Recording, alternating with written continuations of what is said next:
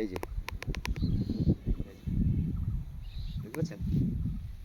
এই যে আমি প্রথম থেকেই বুঝতে পারছিলাম যে এই দুটো সাপ শুধু দৌড়াদৌড়ি করছে আমার ভিটের এদিক দিয়ে। তো এই জন্যই ভাবলাম যে ওদেরকে একটু দেখি তো কোথায় কী করছে। তারপর দেখছি আমার কাছাকাছিই ঘুরছে। তারপর এই যে শুরু হলো। খুবই ভালো লাগছে। আমি একা, কেউ নাই। আর আমার ওই যে মোটু বসে আছে ওইখানে, এই যে ভয়ে ভয়ে ওইখানে গিয়ে চুপচাপ বসে আছে। ওকে শুয়ে থাকতে বলেছিলাম, থাকেনি। এই যে এখন একদম কাছাকাছি, একদম কাছাকাছি। জঙ্গলগুলো একটু পরিষ্কার করা দরকার ছিল।